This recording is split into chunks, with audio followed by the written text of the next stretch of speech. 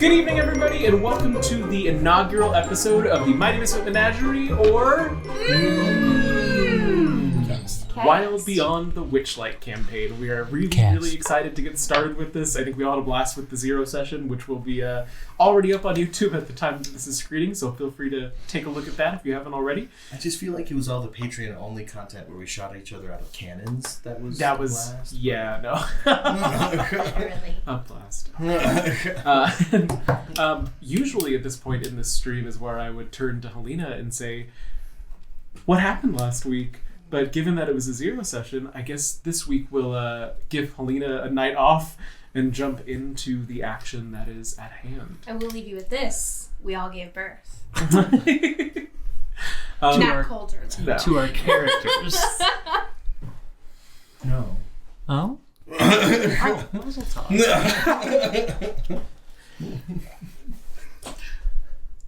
I just haven't gotten my pre-baby weight back, Jake. I don't know why you're being this way. I don't know how we got here. I just work here.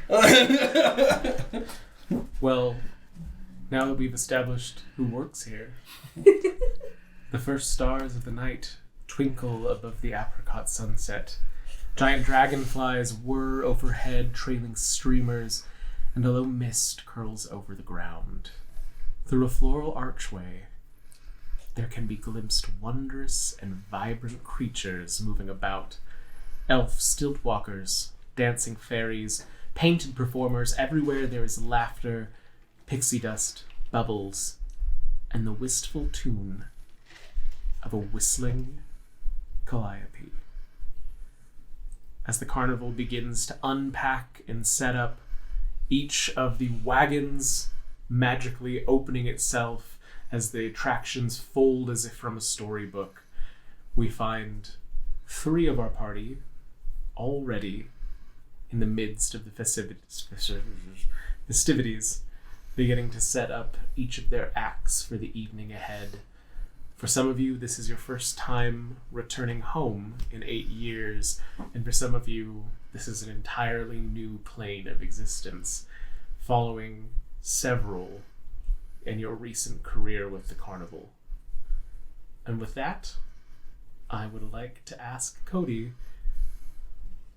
what are you doing? Well, as I work in the big top as a knife thrower, there's little setup for me to do. You know, I have my props in my wagon, but like until they get the big top set up, I can't do much. So I'm kind of wandering around.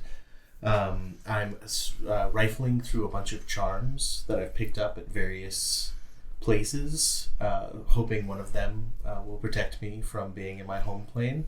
I keep looking over my shoulder nervously and eyeing people I've known for 8 years kind of suspiciously in case any of them are shapeshifters of some kind. Very jumpy. Out of the corner of your eye, as you're looking over your shoulder, kind of taking this in, the trees are all being moved into place by the young treant that wrangles them, and you see a dark figure slip behind one. But as it does, the blue ribbon that makes up the river surrounding the carnival rolls into place, blocking the path of those that fear running water as a fog rolls in, obscuring the forest from view.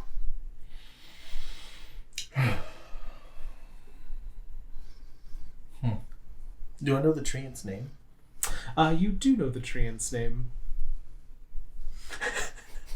What do you look like? Well, Cody is today dressed in a maroon top hat. He hasn't put on his tailed coat yet, but I think for the evening he's going with a kind of like army green. He's wearing a bright yellow paisley waistcoat with a foresty green because he thinks that matches with the earth tone green.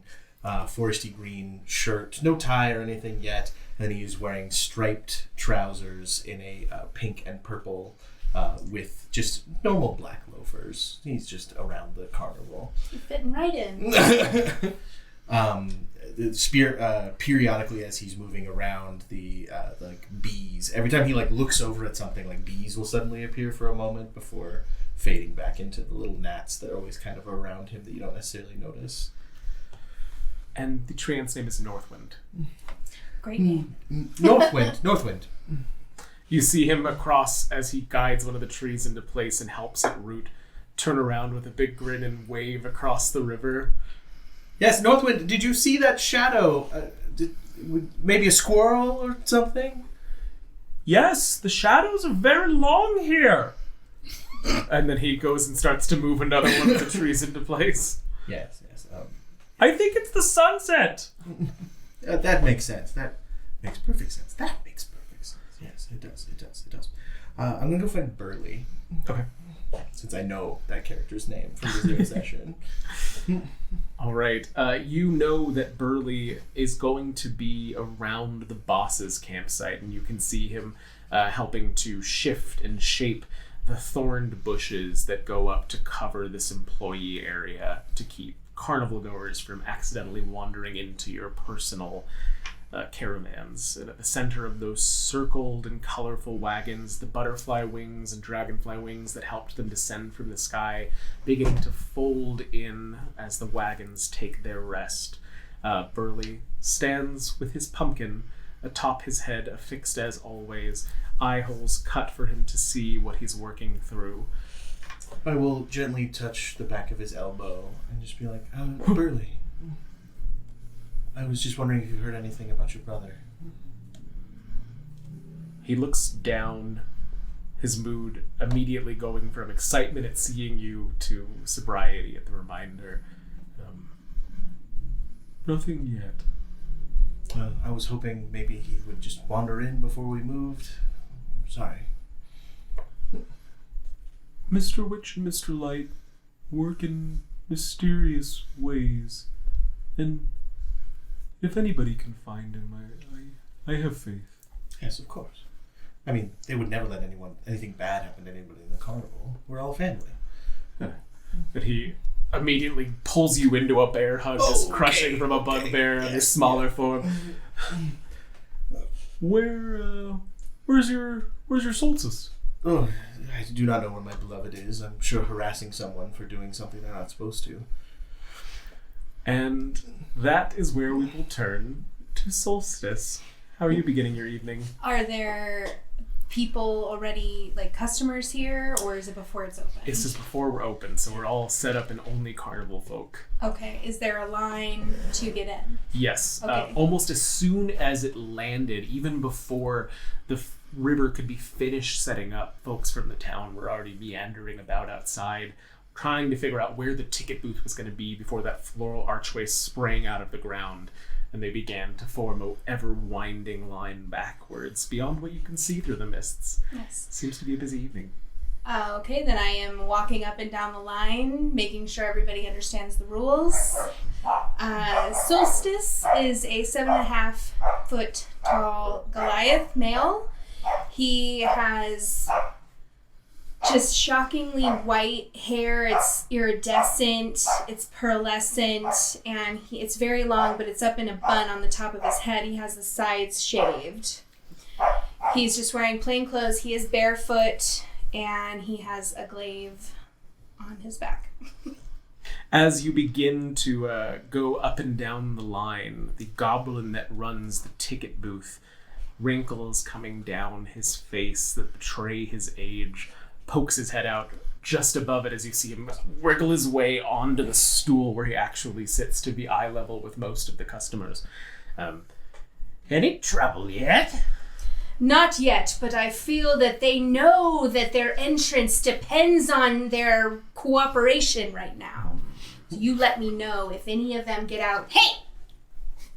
If any of them get out of line. You know we have ways of... And he turns to look at a few of the children that are up in line. Dealing with the miscreants. And they shriek and kind of just run back behind their mother's skirts and their father's trousers. And then he just gives out this burst of laughter. I actually did have something for you, if you... I love things. This arrived upon landing. And he shifts an envelope over the top of the counter that has your name on it. This is very clandestine looking. On the front, in this scrawling script, is written a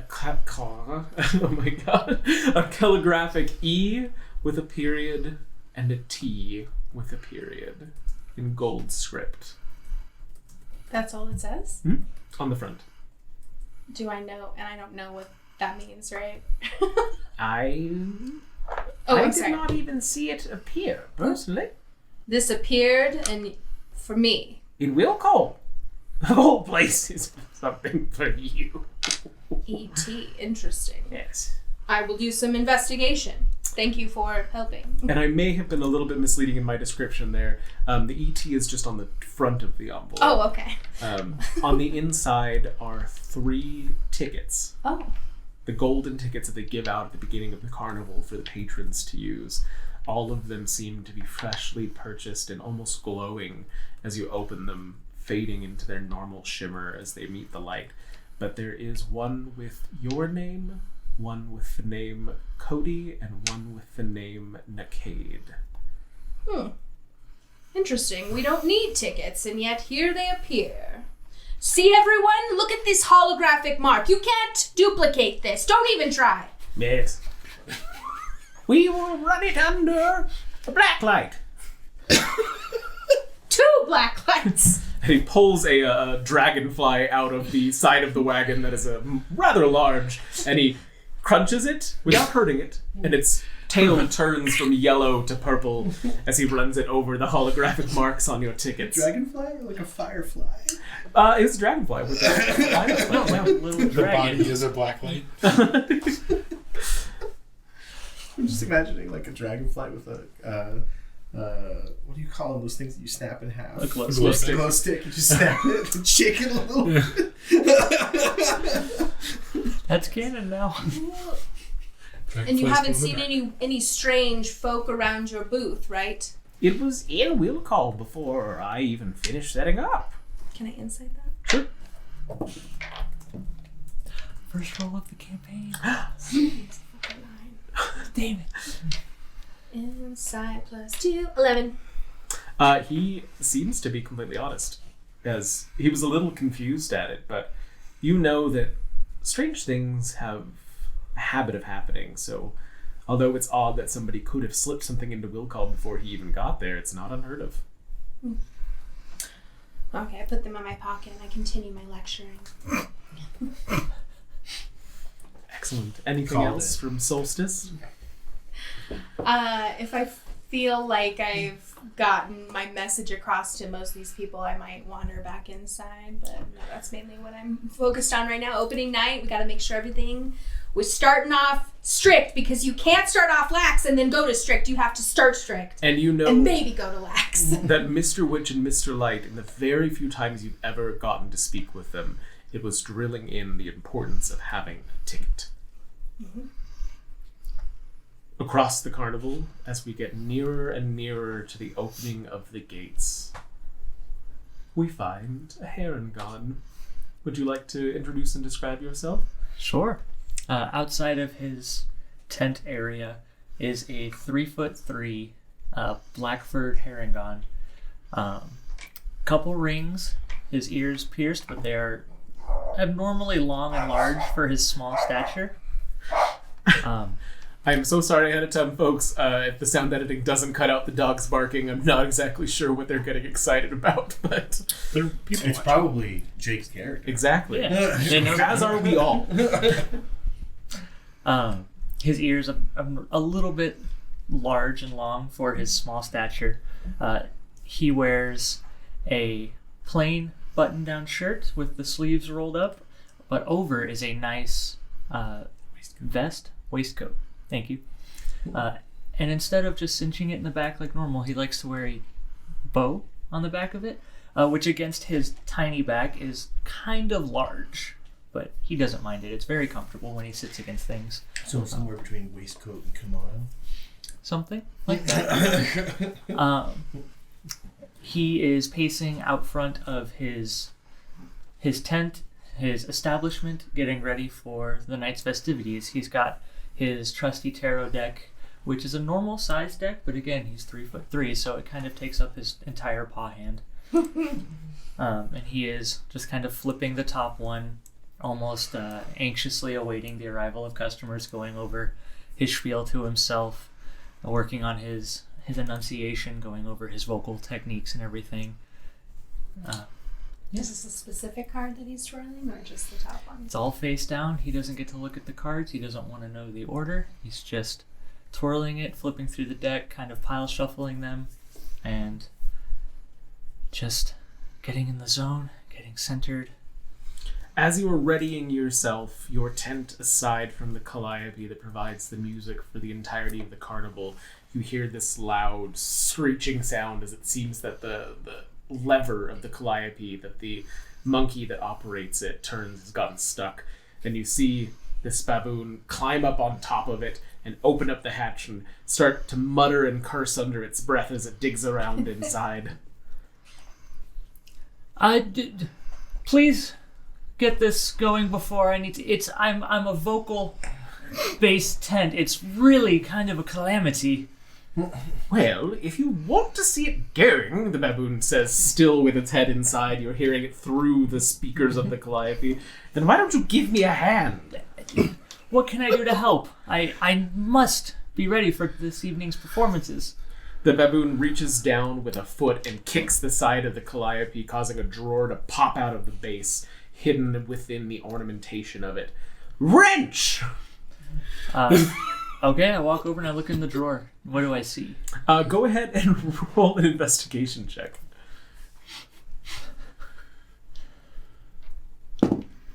11.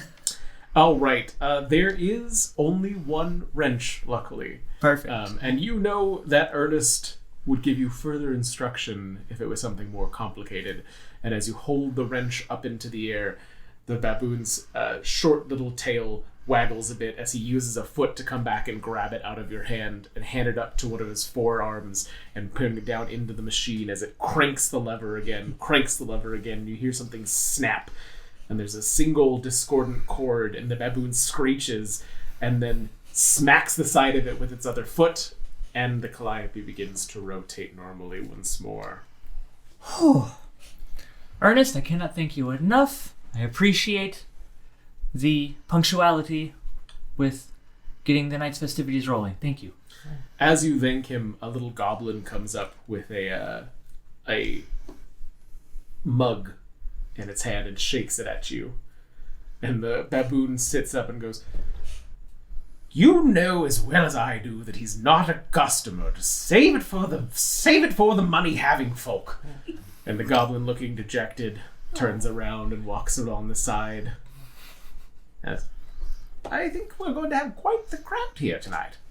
Yeah, I've never been to this plane. Where are we again? Well, I believe, as far as I can tell, from, at least context clues and how worrisome Solstice and Cody have been, we should be back in Feywild. In Feywild? Okay. The river's been covered now, so I may... Feywild. Okay. Yes. What is the reason that you are always so afraid of running water? And as he says this, the tail's still turning the crank of the machine, talking casually with you. As he says that, one of my ears kind of flops down. Hares don't fare in running water. Well, learn to swim. You see, I once had an uncle, Uncle Benny. He tried to swim, and the stories I've heard, when he tried to swim, the river swept him away and he was never seen again. But my other uncle, Simmy, he told Benny if I'm not going to have to listen to the entirety of this story, I'm going to need a button. What for? As you look up and down his patched cloak, there's just tons and tons of little buttons sewed onto it, and he uses his extra foot to tap the sign next to the calliope, which reads, "Spare a button, if you please. I'll sew it next to all of these. I offer nothing in its place besides a smile upon my face." Well, we must pick this up again at another point. I think I hear the customers entering the carnival now. And we will bid adieu to Cade as he continues to set up his stand, awaiting the night's festivities. And as we zoom out of the bustling carnival, the lights being lit, strung between each of the fairs, we will return to some days earlier, where our final member, Persimmon, 2 days prior, you had received a letter. The letter was something that was not entirely expected, as it was from a person who was not exactly well known to you. A warlock. Some town and a half away. A kind, benevolent man who you'd only met once, who seemed to have some sort of connection to your previous master. Where your master was a cruel man, this warlock seemed to be distraught when he saw the state of affairs and how you were being kept. And it wasn't but a few days after that visit that you found your way out of your master's thumb. Now, coming along 2 years later, this is the first contact you've had with this man. And he says that he has a desperate need of assistance and hopes that you might be the one to give it. Okay. Coming up to his little cottage out in the woods, farther off the road through fields, you see full of pumpkins, several sizes. Some smaller as they grow towards the road, and as they grow more into the thicket, larger and larger, some the size of a carriage itself. Oh. And they all lead through a winding path where you get snippets of smoke rising from a little rustic cottage and a clearing outside where several cats wander about. And it appears there is a door with the light of a fire just beyond it. I'll walk up the pathway and enter. Or I'll knock. Okay. There's a little bit of a hustle bustle inside as you hear some pots click and clang, and you hear the sound of a cat being slowly moved off of a countertop down to the ground. Not now, dear, not now. This is not the time. Very important guest, very important guest. And not a moment later, there's the sound of the door being unlatched, and a man dressed all in black stands before you, who you've heard the name before of Madrick. Menagerie. I wasn't sure if you'd come, and I have to say I am incredibly grateful. I hope this means good tidings on my request. Oh, yes, yeah. I came here as soon as I could. Excellent. I'm sure you have questions for me, but please come in. We'll get you some tea. Okay, thank you. He walks. I'll make sure to close the door behind me. Oh, he walks with a cane now, seemingly much older than 2 years would have caused. And he hobbles over to the counter, pouring each of you a cup of tea that smells herbal and sweet and spicy, and sets one of the saucers jiggling in front of you and sits across from you heavily, as it seems the years have made standing quite a strain. Well, I'm sure that you have questions for me, and I am happy to provide what answers I can. But the greatest part of this is that, well, I am unsure how much your previous master let you know of me, aside from perhaps overheard conversations. No, yeah, he didn't talk about you a whole lot. I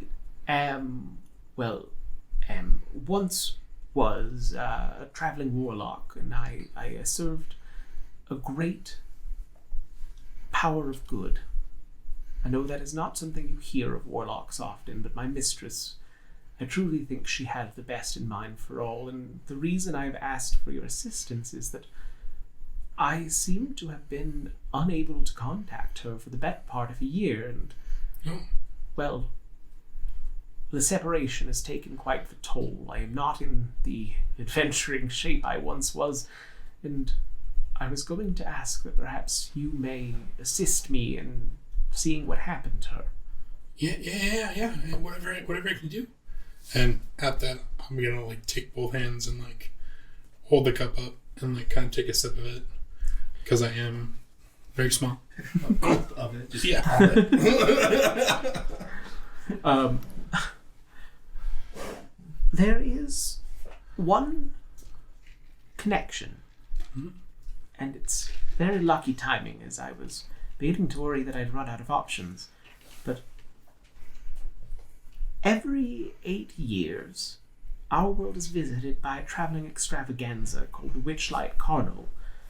It recently returned and is camped 3 days' travel from here.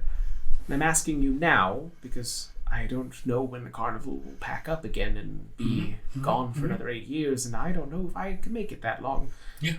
But I do know that it contains a route to my mistress's land. Oh. It's the domain of Prismere, and somewhere within the carnival is rumored to be a Fey crossing. Oh. If you do me this favor of seeking out Zybilna, help her in any way you can, and return with me the message that she is alive and well, I will give you any of the earnings of my career, and, of course, as many favors as I can offer for your service. The Fae? Okay. Yeah. Where, you said it's 3 days away? 3 days from here, but I would hurry.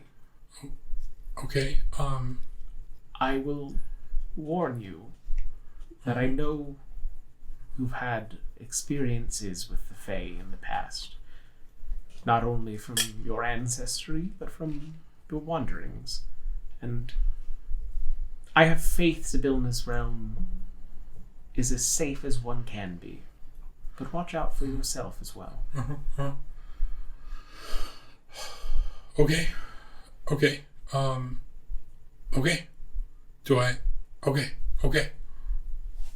And then he's gonna like turn around and start going out the door. Cause he's like, alright, let's do this. Wait! Yeah. Take these with you. And he goes and rummages around and pulls out this well-worn but clearly finely constructed pack. And within it is several rations and just basic alchemy tools, things that he's used on his adventure, filled to the best of his ability. And he rummages around in his satchel on his side and takes out 8 silver pieces, and he puts them in your hand. You'll need that to get in. Oh, okay. Very reverently will like kind of touch the alchemy tools and like make sure they're packed away like safely. And he'll like, okay. So I just go in. I do pay for a ticket. Yeah. But okay. I trust that if Zybilna is in any state, she will provide a path. Okay. Okay.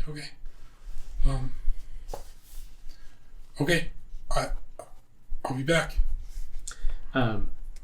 Would you describe what you look like as you set out on the road? So he'll kind of reach up, open the door, walk out, and like visibly like steels himself, because he's gone kind of pale since the mention of the Fae. He's a 2 foot nothing, with like dragonfly wings, so like split into 3, like silvery purple, more blue towards the inside, dark blue hair and like a mohawk, blue eyebrows, blue eyes, dressed in some really oddly purple and green colored like leathers, with the backpack, and looks very, very young, like fresh out, very young, like Like a baby? 18 baby. As you set out onto the road, taking that winding path back to the main thoroughfare, several of the cats follow alongside of you, and one of them, while the rest sit at the entry by his mailbox, a rather large black cat, clearly well in its weight from good feeding, follows you down the path. I'll just talk to it. I don't even know if it's gonna hear me. I'll just point out everything I see as I'm going. It'll meow and chatter in response to your descriptions, seeming to take interest in several of the things you point out. Okay. It's your queen. Yeah.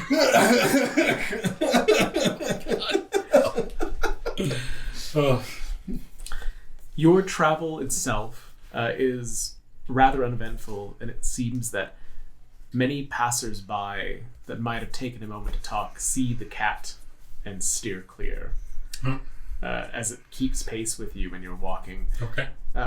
On the last night before you reach the carnival, you are struck with a dream. It's a remembrance of the night of your escape. And would you like to describe it? You can go for it. Okay.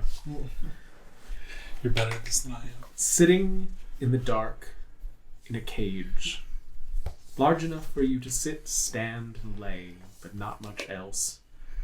All of the lights in your master's workshop are off. All of the tools put in their proper place as he's adamant about organization. And the final sound of his footsteps receding up the stairs and the flickering candlelight dissolving with it. There's a breeze through the window that is not normally left open. Through it, you see a fog begin to emanate and coalesce. And in the center of the workshop forms a tall and lovely woman with flowing white locks. It seems almost as if light emanates from her presence as she runs fingers along the tables, takes a moment to look at each of the tools, and for a while doesn't even seem to realize that you're there. And then she turns slowly and looks directly at you and smiles.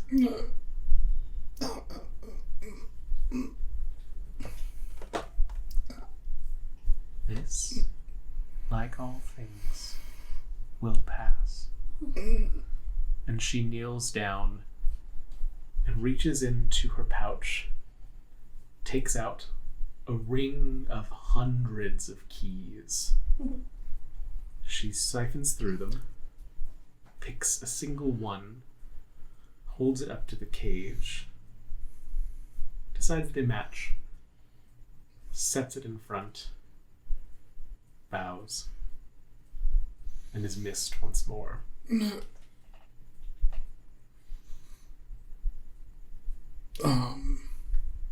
I'm just gonna stare at it for like an hour. Because I'm like, what? Why?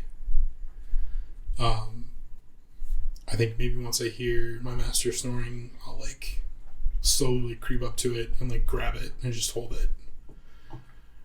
And then kind of look around and put it in the hole and turn it like I expect it not to work. Click. Jump back. Opens. And not only that, but you know the cage had been enchanted to deal with anything you might have tried to steal from the shop. But that sense of magic constantly surrounding you dissipates. Gonna run. Not flying, because I'm not supposed to fly unless someone tells me to. So move to the door.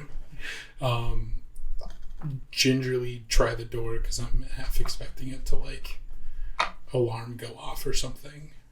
As you know that he takes such precautions, but they all seem to be gone. I'm gonna open the door, look at everything around me, grab some random tool and then just run. Looking back one final time up at the hill on which this great and cruel spellcaster has kept you for these last years, you see once more the shape of that woman. She smiles and waves slowly and appears to blow off with the wind. I kind of half raise a hand and then close it, and then, afraid that this is a dream, just keep running. As you see her dissipation and as you can feel that wind on your face, the trees around you, as you make your final escape, you waken on the final day of travel, knowing tonight you will reach the Witchlight Carnival. Okay. It's just a dream. It's okay. Okay. Is the cat still there? The cat is gone. What? Mr. Fuzzums. Okay. Okay, I can do this. Okay. And then I'll get up and start walking. All right. That evening, you reach the carnival.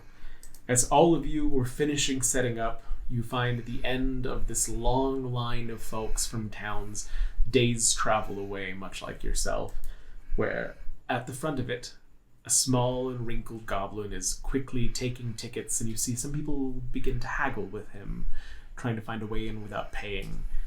And he stops, and he discusses.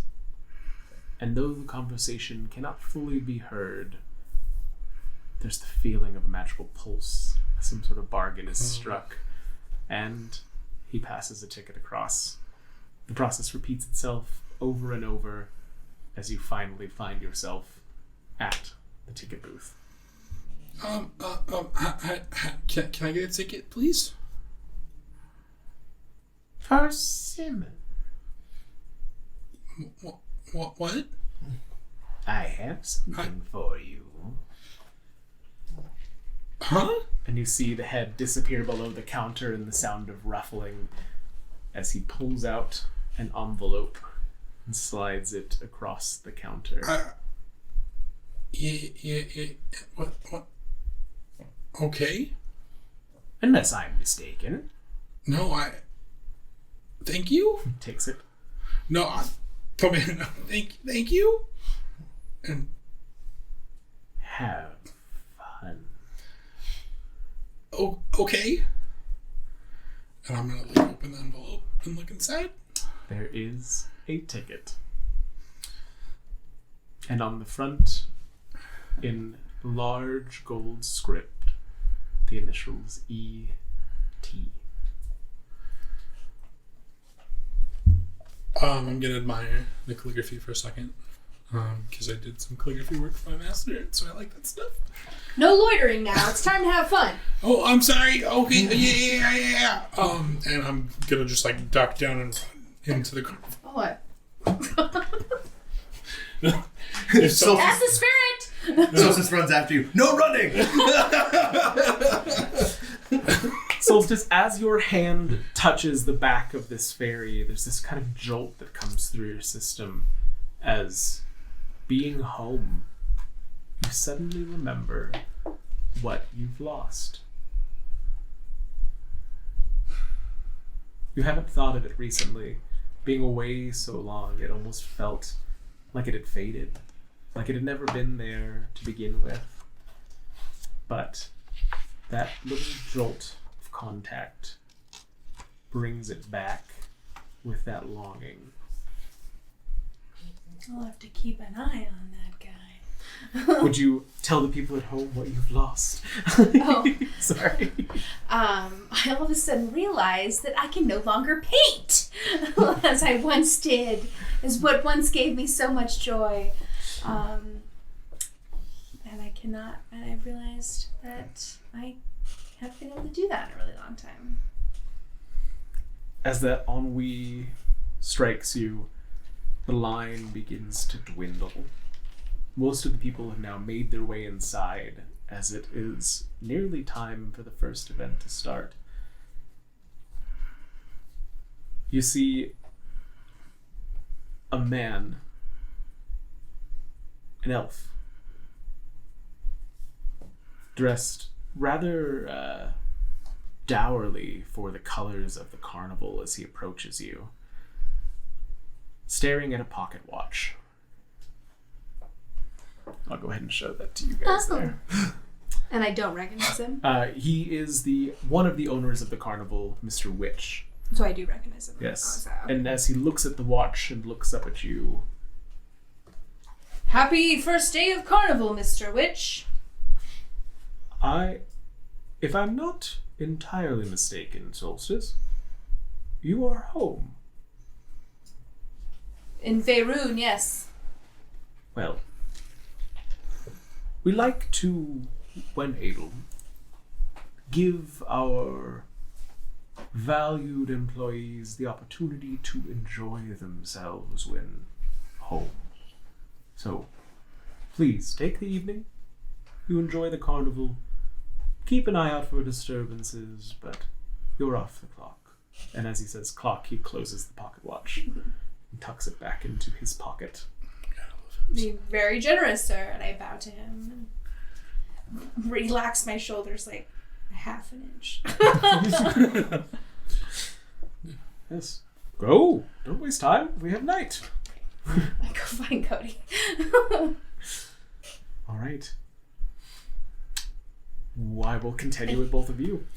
So I've just been informed by, I'm assuming my boss, that I have the night off, and I'm very upset about it because I had to switch into my hideous monochrome, like 3-color outfit for my show that they enforced me to wear.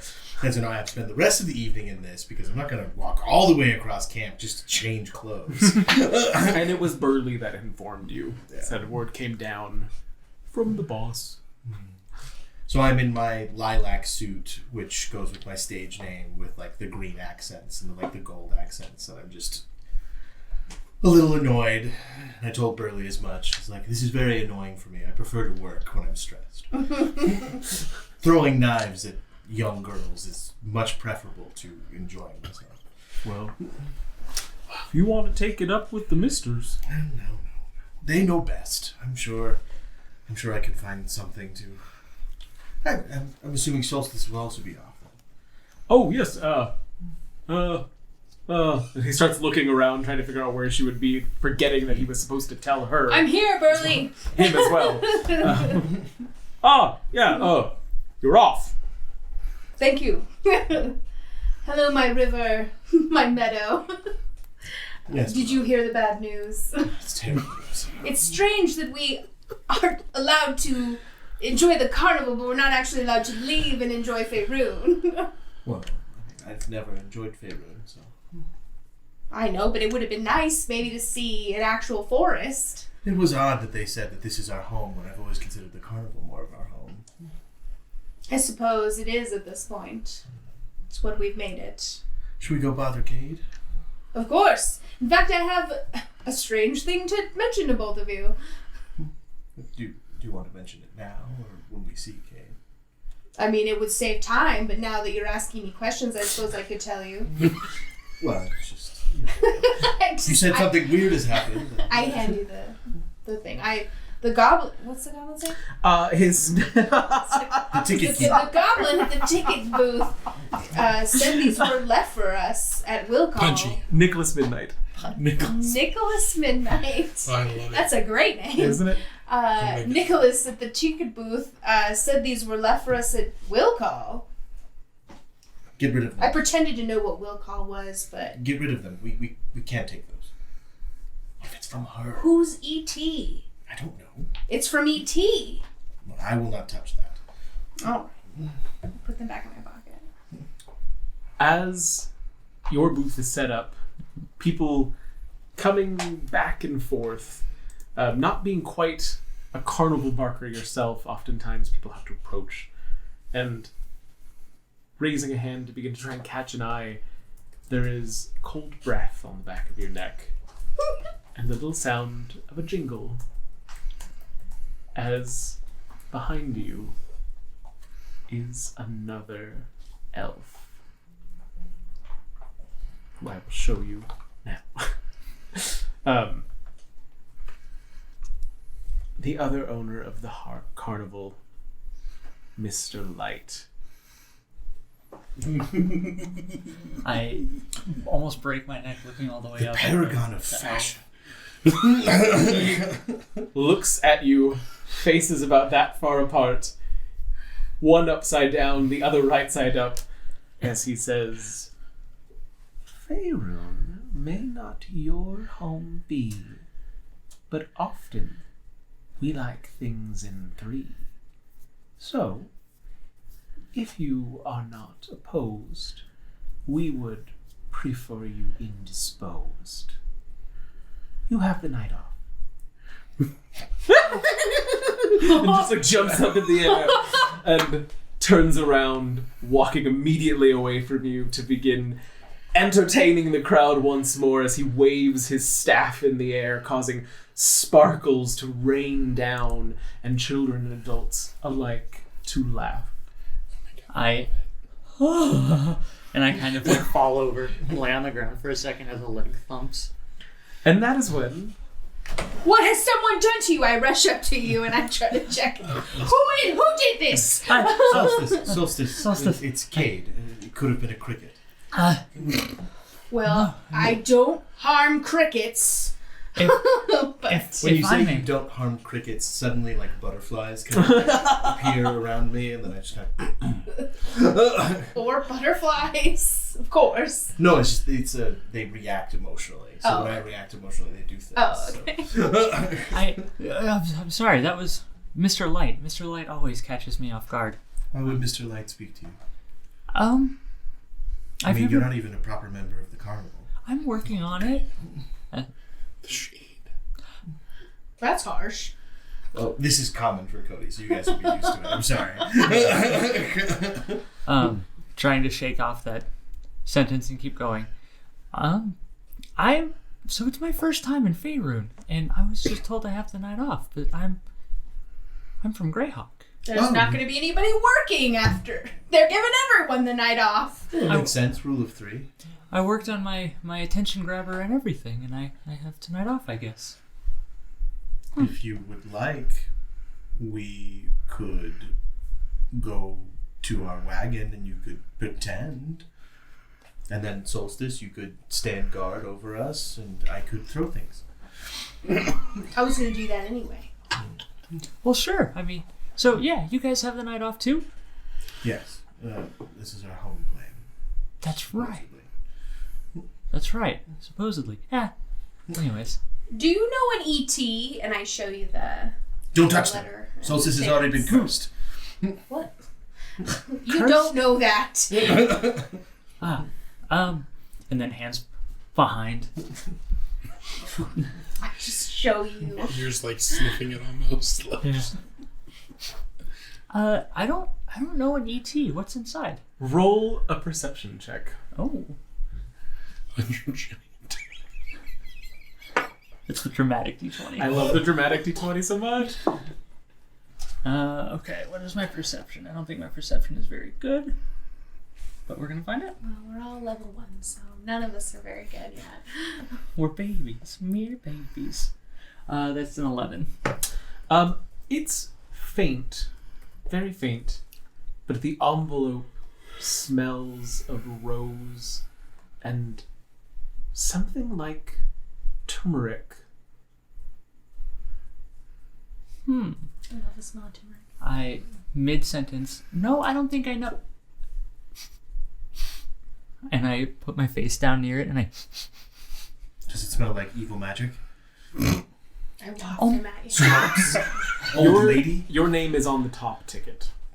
It almost does. I recognize this. Is that turmeric? And I go to grab the ticket with my name on it. Every time you go to grab something, like just bees appear for a second. No, I don't think I know an ET. Well, this is very strange. And not at all orthodox, and I don't like it. It makes me doubly nervous that it happens as soon as we return to Feywild. Did Mr. Witch or Mr. Light give you these? No, they were at the ticket booth. The Midnight. Nicholas Midnight gave them to me. He said they were at will call before he'd even opened up. So obviously something strange is afoot, which is saying something because this whole carnival is strange. What's strange about the carnival? You're right. It's really not strange for us. This is every day. But I think for normal people, I it's distinctly... strange. No, I guess that's not true. I remember snails, but you are right. They are quite large here. I love the way your mind works. Me as well. Except for these pieces of paper cursing us. I'm just saying, we returned to Fate. The first day we're in Faerun, suddenly we get mysterious We don't somethings. even need these tickets. We already have access to this place. Exactly. I'm sorry, Exactly. are you guys not excited to be home? No, why would we be excited to be home? We don't even get to leave the carnival. We have the night off. I mean, we can do whatever we want. Yeah, any I'd moment. rather not leave the carnival either. At any moment, a strange, haggard woman could appear out of the shadows and remove my head. I would not let her do that. As I turn my head Appreciate to the you, my side, beloved, but we might not be able to stop it. as I turn my head to the side, the ears like fall over. What are all of your passive perceptions? I think mine's 15. Mine's level 1. 14, sorry. I forgot that I reduced my wisdom. Percept, yeah, 10. 12. Excellent. Did I say 14? I meant 24. Put in the chat or comment on the video if you think that was Somebody a... give me inspiration for my passive perception. You need to get worse like that. Does anyone here have like guidance or something this time around? I mean, I don't have Bard. magic yet. As you are talking, I got a D4. Can I use it on my passive perception? Wow, it worked. Don't let him manipulate you like that. thank you, Mochal. As you are all talking through the back of Cade's tent, though there are several masks and things that decorate a lot of the surfaces, you notice that the curtains are actually wrapped around one of the masks rather than it hung upon them, I notice this? as there is a cracked and dirty face of a half pig mask. And as you begin to clock it, the pale, loose hanging jaw underneath twitches to the side and it ducks. Go ahead and roll. I'm not throwing it to get through the mask. I'm trying to throw it to stick it in the mask without penetrating it. Okay. If that matters. I should just roll a DD now, but here we go. 14 plus, I want to say 5. Sorry, new character, who dis? Yeah, 5. So 19.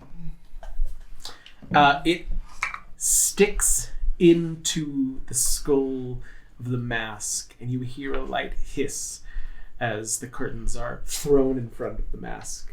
Released. I didn't recognize that particular mask, right? Okay. Solstice, I go to the curtain and where I threw my dart. As you open it up onto the pathway beyond, you startle what appears to be a young fairy on the other side. What? You again? What? No! Already making trouble. What did you do with your pig mask? As I like just darts appear in my fingers. I don't even see it. What's a pig? Okay, alright. Let's all remain calm. To be honest, I am quite calm. Cody, why did you throw a knife?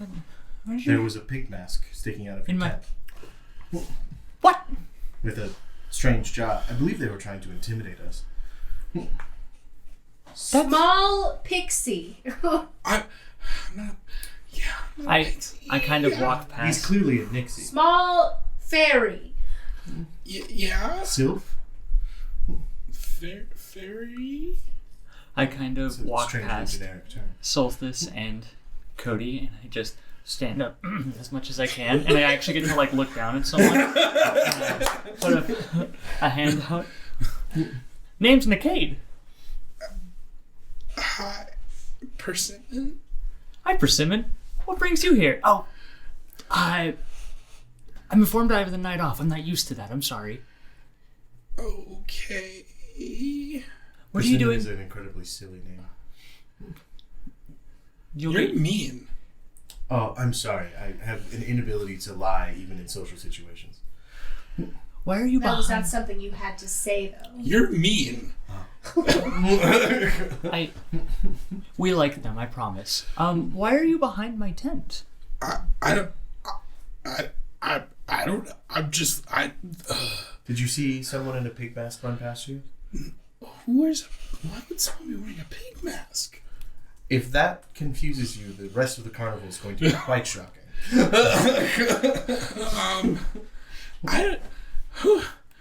And he's gonna take his envelope and like start fanning himself with the envelope because he's like, I don't know what the hell's going on. Can I sleight of hand grab it The envelope? when I see the envelope that looks just like ours? You probably can't sleight of hand because he is waving it at his face. I don't mean like, I'm not trying to hide it. I mean, I'm just trying to grab it out of his hand. Yeah, sure. Like, I'm not trying to hide it from him, but I want to like snatch it. I reach out to Solstice to ask for our envelope. And I just start fanning. 17. Go ahead and roll a dex save. Dex save. Yes. Alright. I love your tiny dice. He fumbles so badly you like almost drop it. I almost try like drop it as you grab it. In your hand? Yeah, I spin it around, and it also says KT, right? E.T. ET. I'm feigning you now. So Probing into it. Who do you know? E.T. No, the goblin gave it to me. Nicholas Midnight? Who? The creepiest goblin you've ever heard about in a story or anything like that? The ticket taker. No, Admissions. there's the creepiest goblin I've ever heard of was this goblin that my master told me about that like used to steal children, and what was his name? I can't remember what his name was. Was it Planet Mars? So you don't know who E.T. is? No, no. Can I look inside the envelope? Does it have another one? And you I did. mean, it's. I'm not trying to take it away from you. then Like can you've definitely got it. look I'm inside just.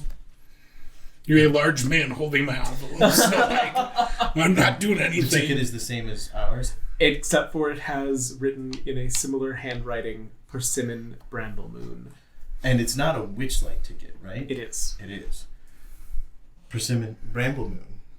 Yeah. That's also silly. That's a great name. Thank you. Thank you. He's just mean, isn't he? I think he just says stuff sometimes that he doesn't need to say, but he's being honest.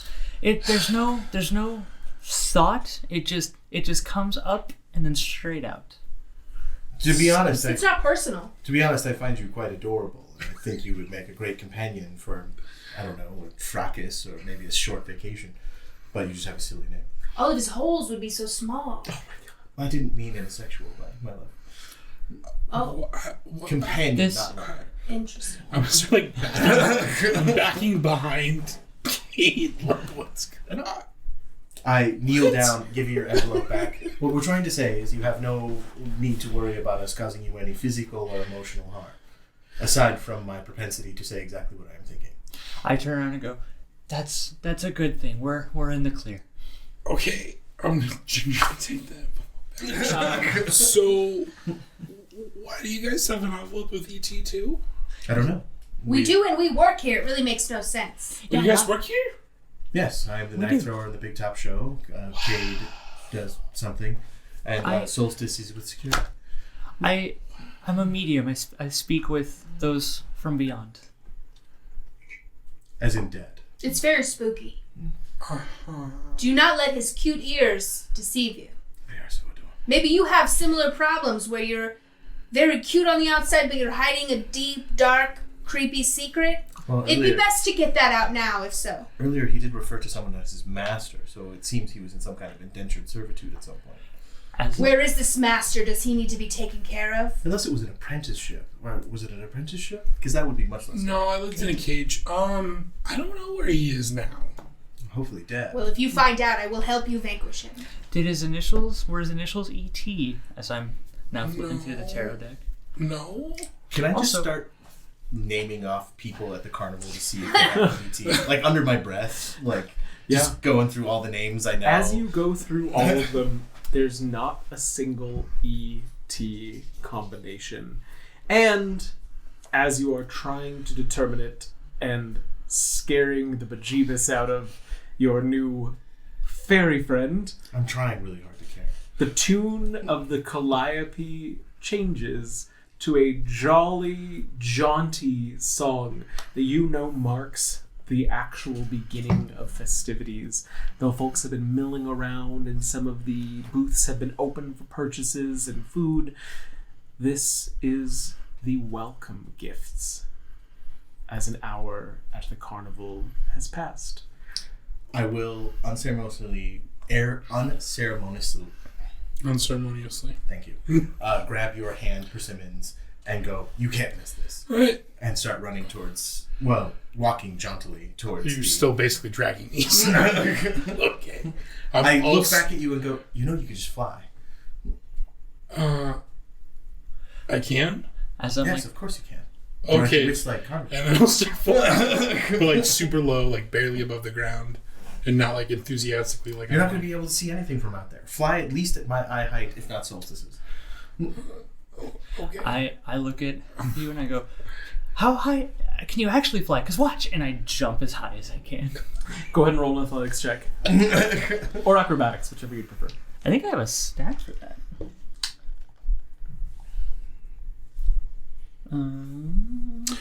As he jumps. Roll a d4 with it for the one I got from Mud Shovel. I really want this to be cool for you.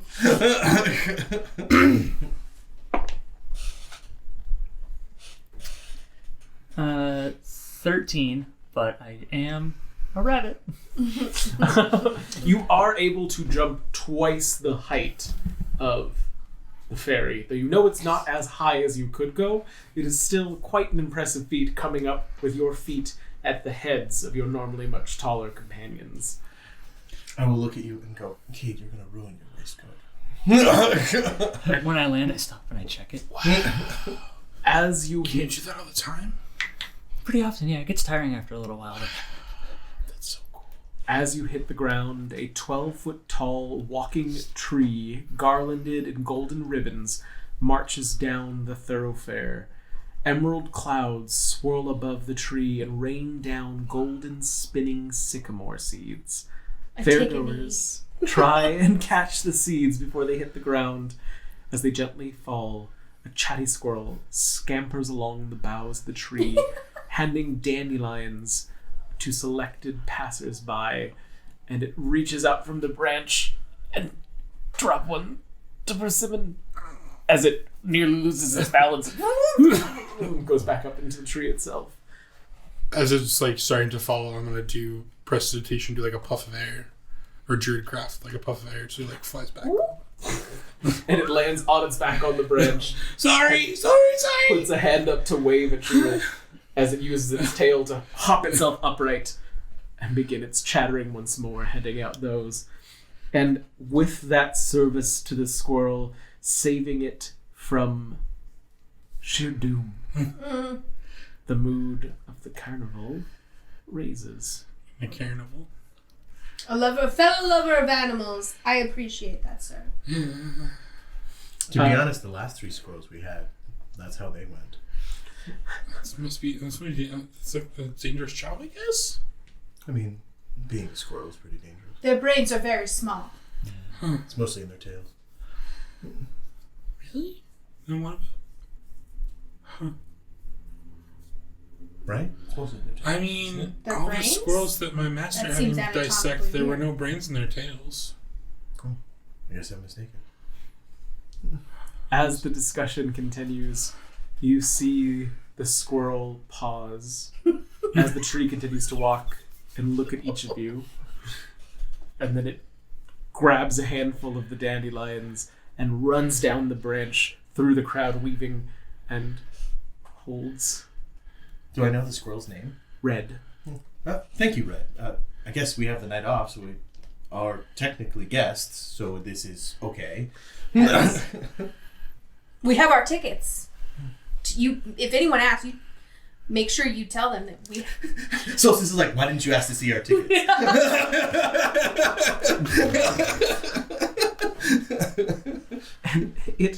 And it's seemingly sort of ignoring any of the like ongoings. It looks at each of you holding one of the dandelions up. Wish. And the air from it saying that blows the seeds off of the dandelion into the air. Just butterflies kind of like chase after the little dandelion seeds for a while as I kind of like look at them wistfully. See, aren't you glad you were here for this? Yeah. Wish. Yeah, we blow Are we ours too. supposed to do that to you? I crinkle my face and my ears start doing this. It's like, and then I blow out the dandelion. Okay. Roll a d6. Or sorry, roll a d8. A d8. If I get smite, 1. Trying to decide on a wish. I need you. So, all of you that blow it out, I need you to make a note of the wish that you make to yourself and write it down somewhere so that I might have it at the end of the adventure tonight. I'm just going to text you. Okay. So Do what I was still that? roll the d8? Yeah. Okay. What was that, Jake? A 1. Until dawn, you gain the personality trait, I am easily amused.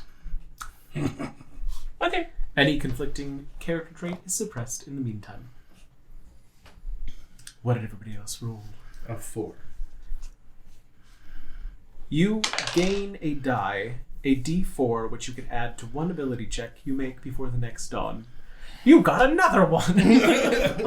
He's rolling in d4s. 5. The seed turns into a gold piece as you blow off the hairs. You gain a die, a d8, which you may add to one saving throw before dawn. Okay. And gifts in hand, the tree still making its way through the awe of the evening. We're going to take a brief pause. All right, welcome back, everybody. When we last left off, our Witchy wonders. Witchy wanderers were beginning to set up their evening, and we will. Carnival cohorts. I like that too. And we will rejoin them there with their newly found traits given by the opening gifts of the carnival. And all of you inherently know what you have as that feeling of the wish leaving your body and this warmth settling into your center as the dandelion seeds sparkle and dissipate. Are there like the seeds that they were scattering around? Are they like on the ground still? Yeah, you can see that some children are trying to like pick them up and gather them, and there's definitely several of them about. Is that allowed? I want to get one. I'm gonna keep one. Okay. He's that loud. Is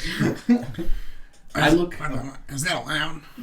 I look about for Snaggletooth because he's always appearing right behind me. Snaggletooth. My blink dog. And lo and behold, there he sits, paws crossed forward, droopy face. I'll just reach down and scritch behind his ears and go like, I have the night off, so if you would like to walk around the carnival with me. He gets up, stretched out, shakes, and pops to your other side and steps forward, looking up like, where are we going? You should enjoy these moments because you don't have many left. The feeling of fair. You know from dealing with your companion that he's at peace with his age, though he lacks the phonetics to communicate that directly. Where are you all headed? What do we feel is the most interesting to somebody who's never been to the Witchlight before? So that is up to you.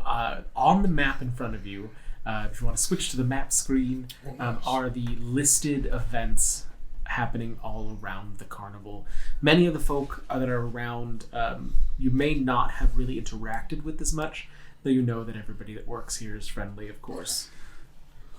And you know you have roughly 4 hours before the big top extravaganza will begin. I'm a big fan of snail racing. Is that what you wish for? Little gunner to win. Little gunner's gotta win. Snail's race? Yes. Okay. All right. I mean, yeah. Yeah. Okay. Snails. I guess. Yeah. Snails? Sure. Yeah. Starting from basically the center of the carnival, near the Calliope where Cade's stand normally is, though now it has been shuttered, so to speak, by the curtains. You make your way around. Oh, I'd like to flick a button to the bedroom. No.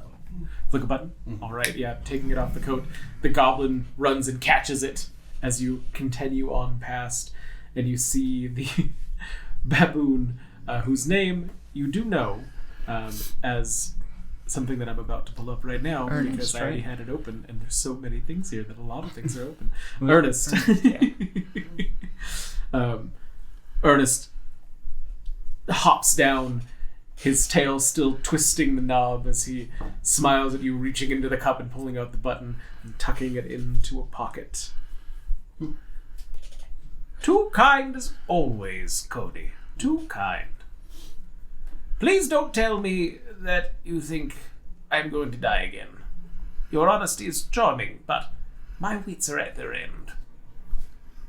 I think it would be safer to not say anything at all then. Very good. And, without missing a beat, who is the little one here? Oh, this is Persimmons. Oh, lovely to meet you. Hi. This is Ernest. He's technically an ape. Okay. His name is Ernest. Should give him one of your buttons. Hi. I will produce a dagger for you to cut off one of your buttons. Buttons? Spare a button, if you please. I'll serve it next to all of these.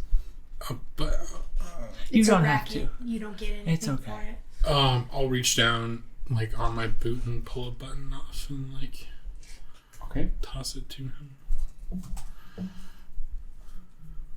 We try to make him happy. He doesn't have many years left. Hey, now. Does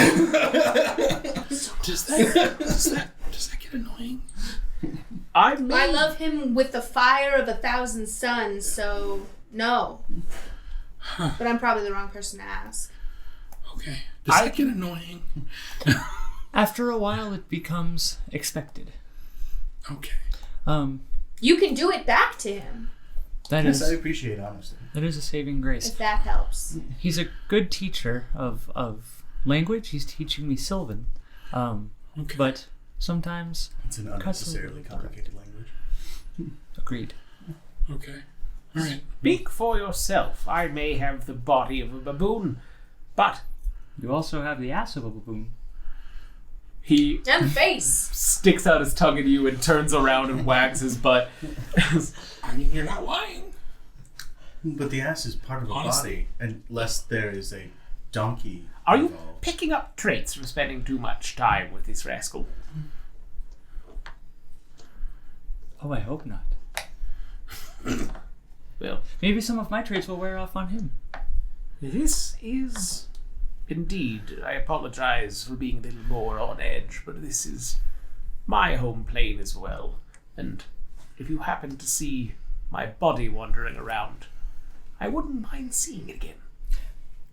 His body. Ernest, what is your middle name? Do you have a middle name? Do not. No. What about your surname? I've never been asked my middle name before. He's just setting you up for a useless joke. I'm not. I'm wondering if it is. If it starts with a T. Oh, no. No. No. Okay. Not at all. Well, now I wonder if that E.T. fellow, if they have a last name too. But no one in the carnival has the initials E.T.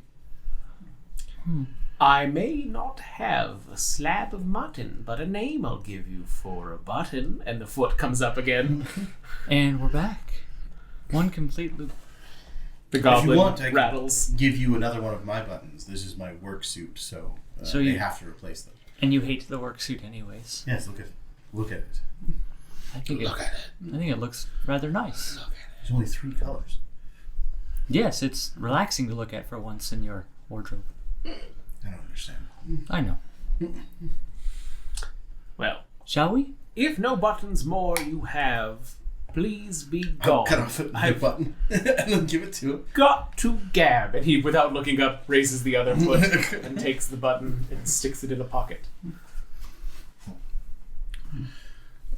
Do you know E.T.?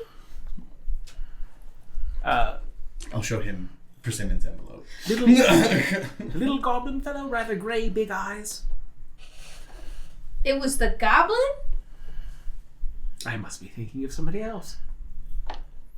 Why would he pretend he was... No, that guy's Nicholas Midnight. There's another goblin here, you're saying, that's named E.T.? I think I'm mistaking him with an extraterrestrial. Oh, you're thinking of Mr. Phono. Yes. Somebody who's more Earth? Like a Genasi? Something like that. Or a Gollum? And as you continue to think over it, the goblin gets somebody else's attention, and he winds up the calliope faster, raising the spirits of those around you as the goblin goes over to collect more buttons. Walking around, you pass the Bubble Pop Teapot and the Pixie Kingdom, small fare being served at small tables in a miniature carnival within, and the folks inside bubbles floating over your heads as they wind their way around the carnival.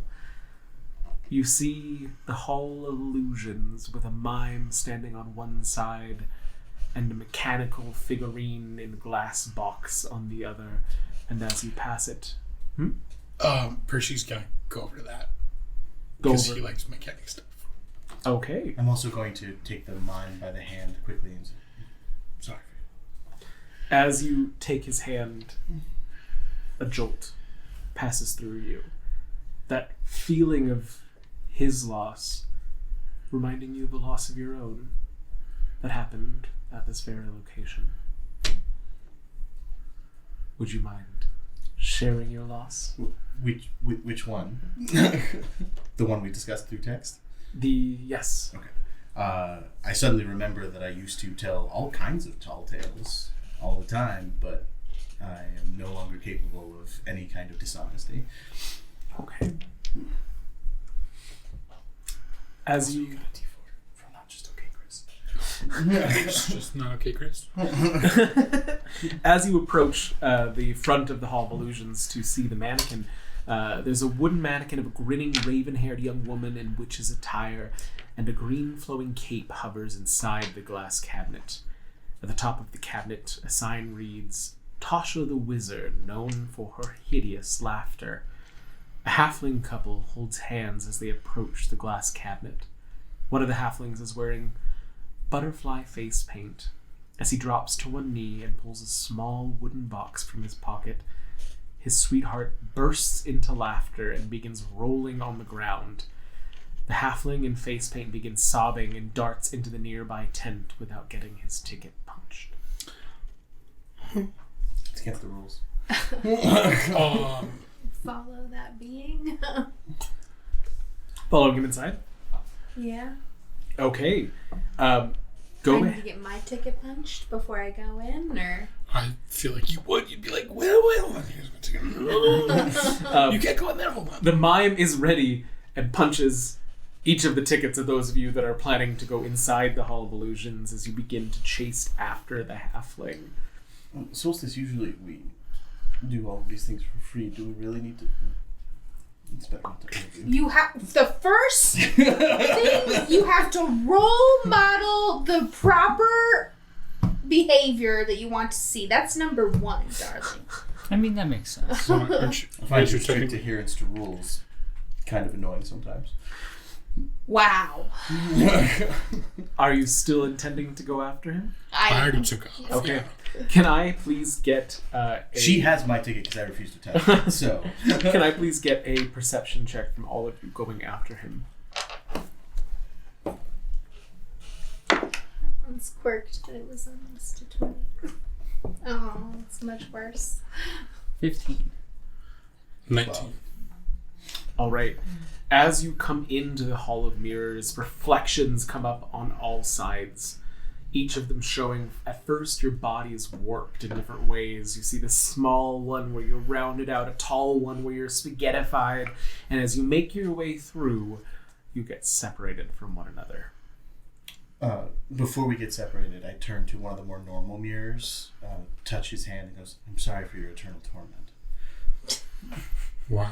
The mirror mimics exactly what you do. Acts as a mirror would. And the two of you find yourselves alone, standing next to each other in front of mirrors that show you in your youth, though one of the figures does not look like the others. Would you both describe your young selves?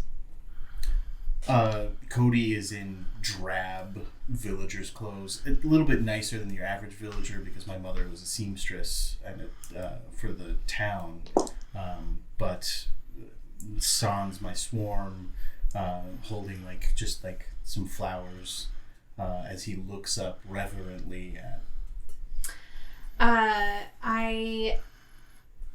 My reflection is that of an adolescent unicorn, very leggy but almost full grown, pure white, all white. Beloved, I forget how beautiful. I mean, I still find you beautiful, but Yes, it is hard to behold this now that I have been tricked into seeing it. yes, I don't remember this mirror doing that before. Well, I guess I haven't been in here that many times. The forms, though not looking like either of you in size and somewhat in shape, do still match to the best of their abilities each of your actions. I do regret the first time I looked in a mirror and trapped a part of my soul forever in torment. Yes, if only we could make love in this hall now. Too bad we have a rule breaker to chase down. Halfling! Again, we could skip the rule as I come up to you. On the other side, both of you find yourselves in a hall alone. The Hall of Illusions seeming to be dark, with almost a weight in the air. This may seem normal to somebody who hasn't been there, but Cade, you know that it is usually a funhouse attraction, something where people laugh at the change in their reflections as they see themselves in different ways, not this strangely dour experience. As you both pass visions of yourselves, elderly, hunched, fur-grayed, moving to another mirror that shows you at full adulthood, back straight, build strong, as you are now, and finally as you turn a corner, coming face to face with the halfling as he looks into a mirror, showing his young self. Coming up alongside him, you see your young selves in the mirror as well, but there's an extra figure.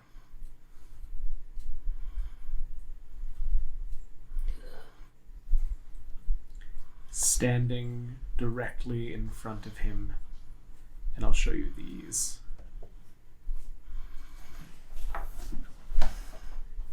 Is the sow pig. A young girl wearing a pig mask with rotted teeth, bends at the waist, and whispers into the ear of the halfling. Pig. Is that that's not the pig that we use. Pig. I didn't see Pig! Pig! Solstice! Hear them?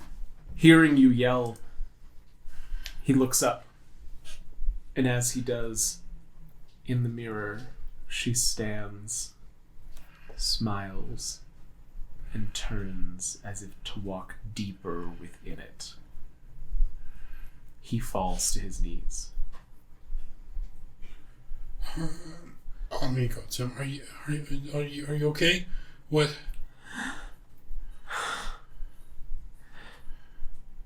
What's wrong? He drops the ring to the floor, seemingly spent by the moment. She asked if I had any regrets, and said that if I did, she knew someone who could help me. And he looks back up into the mirror, where the figure can just barely be seen deep within the glass, still walking away. I just had to follow her. I would advise against that. The mirrors aren't supposed to do that. I don't know who that was, and I attend this carnival all the time. As you comfort him, bring him back to himself a bit, and he seems to be breathing more normally at last, the halfling woman rounds the corner, meeting both of you at this T of a crossroads as she rushes up and takes him in her arms, and now weeping as well. Reuben, I'm so sorry. Of course I would love to marry you. I don't know what came over me. Are we there now? Mm-hmm. I will go. If you could get your ticket punched so I could have beautiful lovemaking in this mirrored hall. They are both now laughing at the sort of silly and bizarreness of their situation as they look up. Oh, of course, yes. And he slides the ring onto her finger as she helps him back up to his feet. Oh, gladly. I'm assuming you have a ticket puncher on you. Sure. Punch that.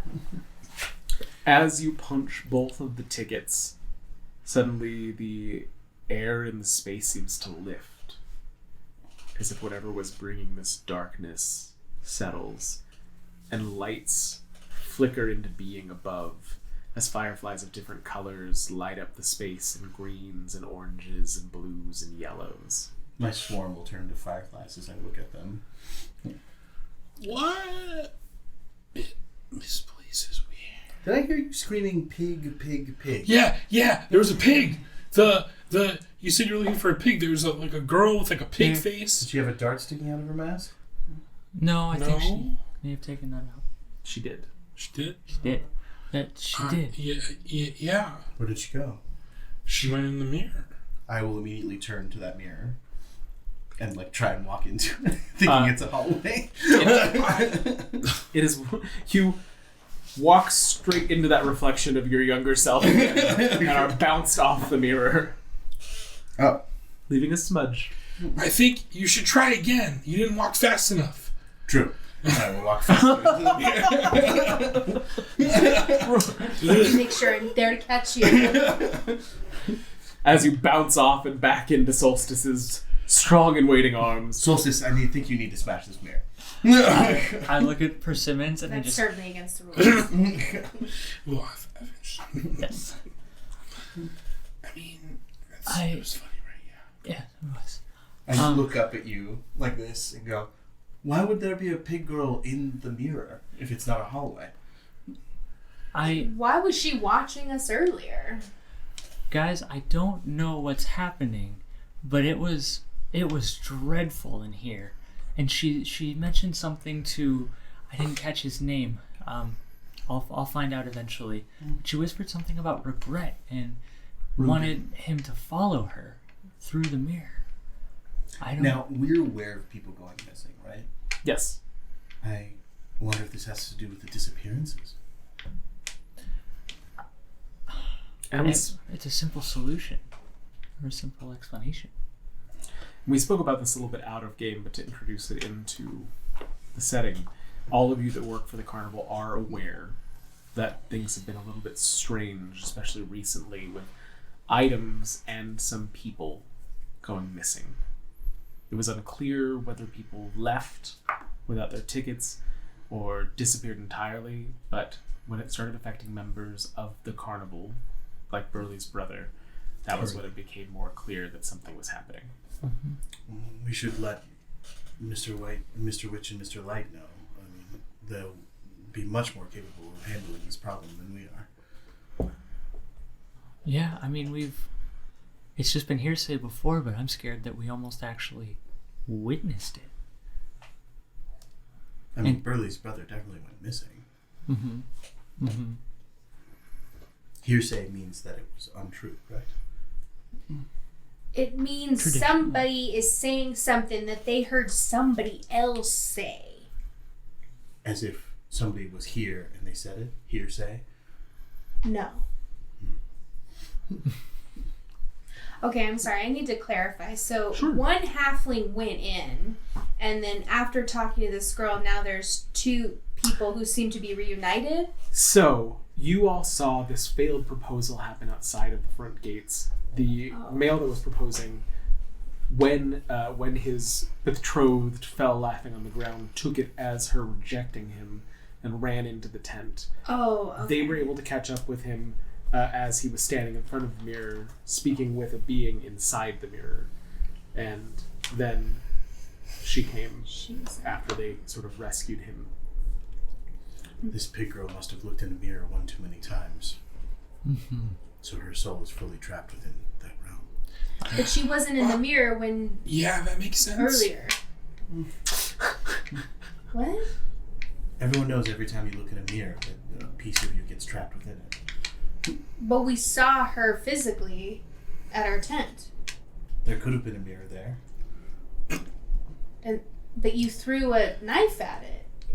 Wouldn't have shattered if it was a mirror of a pig face? That is true. I'm gonna come up to you and like tug on your shirt. Like, I have a coat with tail. okay, so I'm gonna tug on the tail. Souls don't get trapped in mirrors. Don't be silly.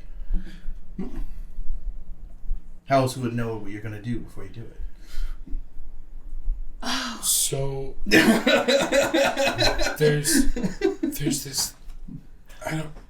It's really okay. I'm starting to like you, and I just want you to know there's a lot going on in here, so sometimes I just don't have the strength. What's your name again? I would like to... Cody Lima.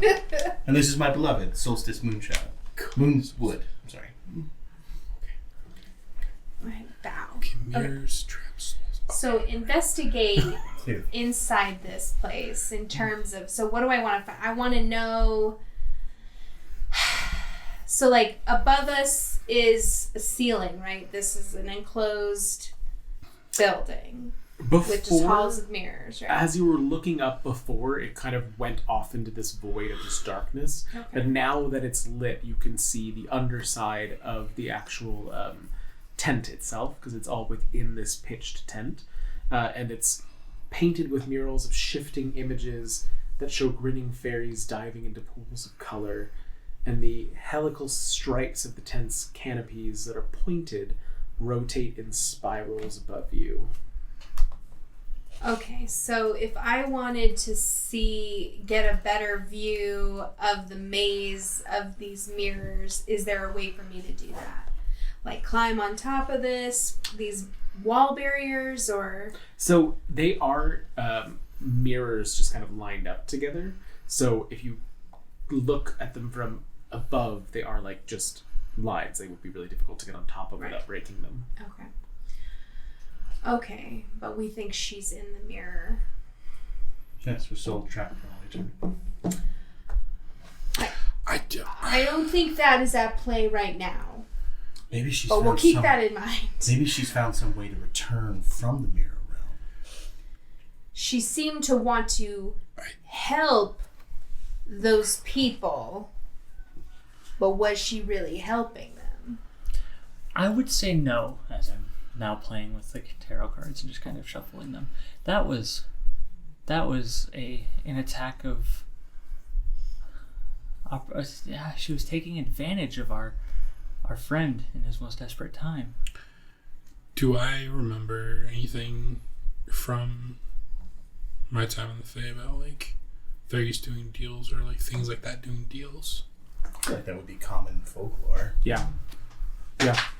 Deals can be made. There have been rumors that this place is haunted as well. Maybe she was trying to make a deal with him.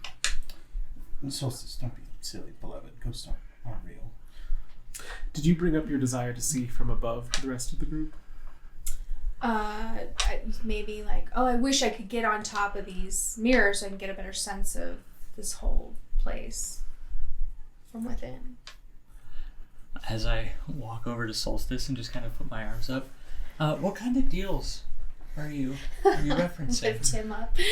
Instead of doing that, why don't we have our literally Flying winged friends friends go up there? As I'm on top of Solstice, because this is habit. Wait, what? You could just fly up and look at the maze. Oh, okay. Your jumps are getting way better. We need to develop like a little trick where maybe I bounce you off of a knee and you go in. Okay. And I'll like slowly, like really slowly, like kind of just go up and like barely. Do you seem to be under the impression that you're not allowed to fly? Because this is the Witchlight Carnival. You are allowed to fly anywhere you would wish. Oh. Not even just here, anywhere. They are your wings, sir. Okay. Okay. Yeah. Okay. And I'll fly a little bit out of mirrors. As but like, Cade is like feet on Solstice's hands, and you're maybe at like his knees at height, and Cade's up here. I'll fly up to his eye level and like look around. Roll perception, both of you. It was almost very good. 12. 16. Cade, you begin to kind of like talk back and forth as you're looking through the maze above you, and it feels like it stretches on way bigger than it should be able to reach from the size of the tent on the outside, as if it's bigger on the inside. As he's going over the layout with Solstice and Cody, you see a dark figure move through different shadows and lights as it seems to be walking up to the mirrors, tapping them, and then stopping and thinking, and then it turns around and walks the other way, and it changes its mind and it walks back, and as it goes through a particularly bright area, it's a small kenku. And finally it gets frustrated and just throws up its wings, and you can hear it grumbling to itself in a fairly level voice. This is truly an entire waste of my time. Would I know kenkus? Roll a nature check. Might it be crusty? 5. Just that there are avian people. There's some bird man thing over here that's tapping the mirror. Does he have a ticket? I don't, my eyes aren't that good. I don't know. Do I see once? Can once you he points smell it the out? tickets or something? What? That would be ridiculous. I just called out, excuse me? Excuse me?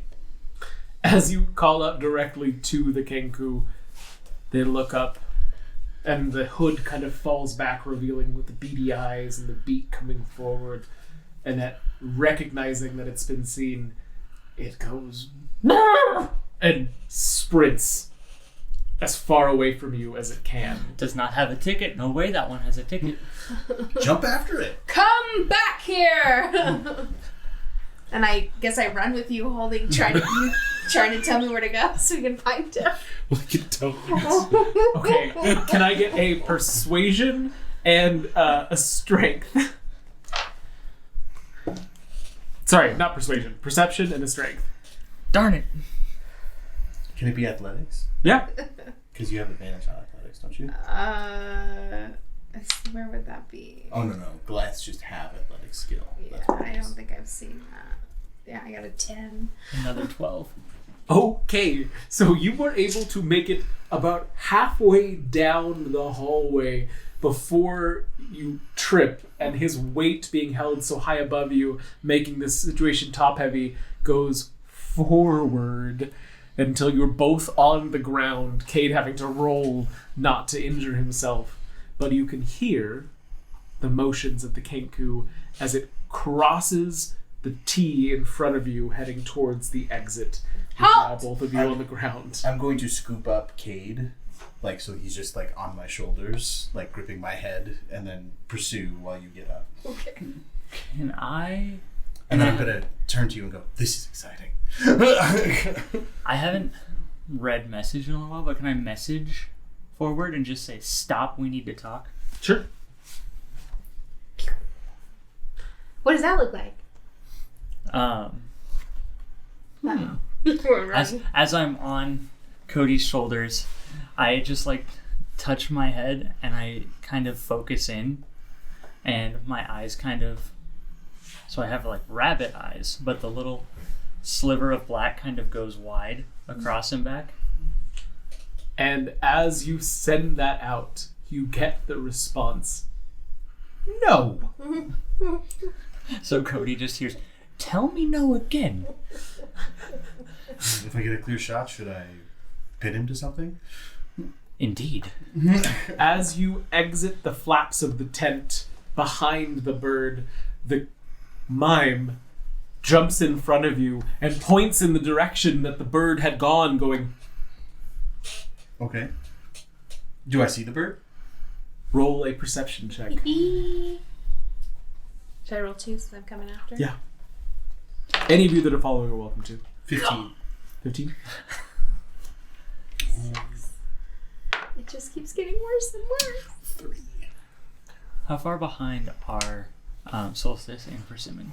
At this point, they are going to be about 5 to 10 feet behind you. Okay. And you all are about 15 feet behind the bird.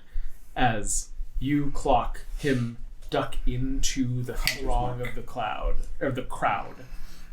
Okay. What's So that he's look my like? favorite foe.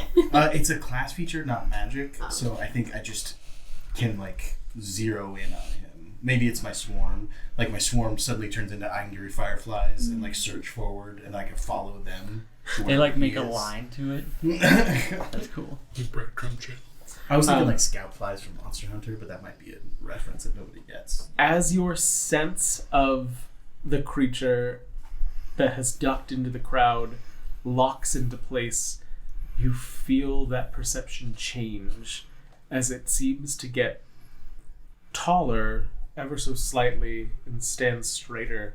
And using that hunter's mark to lock on to its location, there is now a human woman walking amongst the crowd rather than a Kenku, though about a head shorter than the rest of the crowd itself, and her eyes kind of dart back as she tries to duck further away, heading towards the snail races. I would like to, if possible, acrobatically make my way quickly through the crowd and grab her. Are you being... Describe to me how that would work.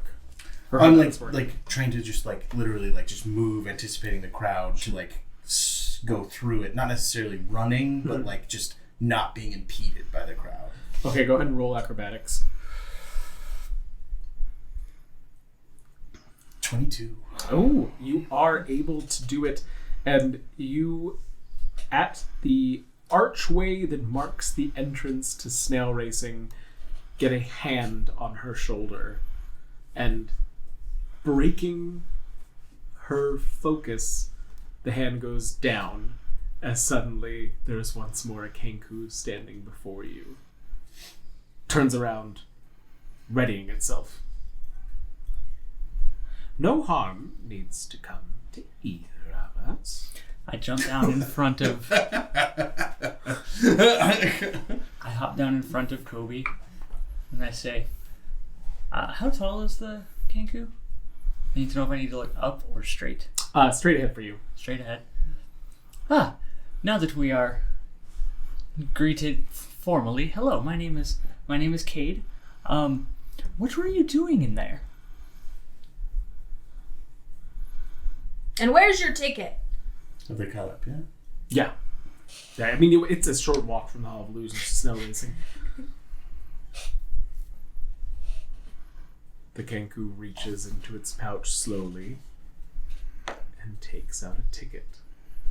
You can see one punch has already been taken out of it. Oh, I'm so sorry. Everything's okay here. My mime friend said that you were important to him in some way, so I'm not satisfied. The Kenku holds out the ticket to... I snatch it. Oh, well, it's holding it this way to like the person punching them at the snail racing. I will make eye contact with snail races and go. Intimidation or persuasion? Persuasion. That is performance. Sorry. Well, it was a 15 plus 2, so 17.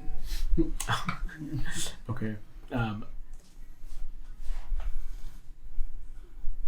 You can see from where you stand that the grandstands next to this racecourse are beginning to fill up with cheering fairgoers, ringing bells, swinging rattles, and waving flags. On the starting line, 8 giant snails are having their shells scrubbed by pixies. At the front, one of these pixies, floating next to the entrance,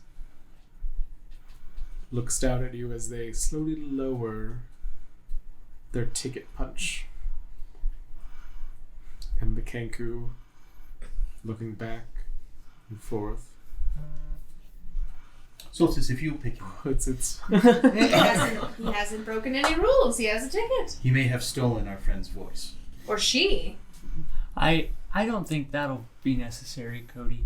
No, you had a hole punched, ticket punched to go into the Hall of Illusion, but your behavior in there was uncharacteristic of the Hall of Illusion. Granted, the whole Hall of Illusion itself is a little bit uncharacteristic until more towards the end, but still, explain? I am interested in its inner workings. Is there any chance I can make a Hail Mary nature check to know something about Kenkus that is odd about this particular Kenku? You can make a history check. History. An intelligence skill. Some of the mirrors appear not to be warped, but to still distort images. It's incredibly interesting. Well, Cody is dumb, so that was a 6.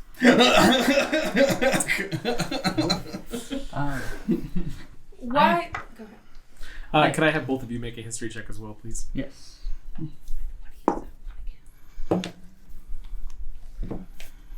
And so that you all know who exactly you are dealing with and speaking with presently. Yeah, I know what you're talking about. But... Oh. Kettle Stream. My wings are much prettier than his are. I got a 10. Closer. Okay. Well, they're fake wings. I know. For being at the I crazy know. list. Mine are still pretty. 13. Solstice, you are the only one that kind of catches on that this voice is incredibly familiar.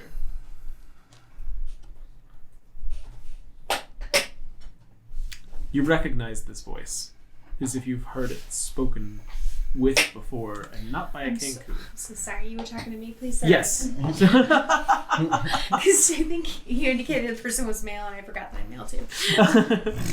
Solstice, you recognize this voice, and you know you've heard it spoken with several times, and it was not from a Kenku.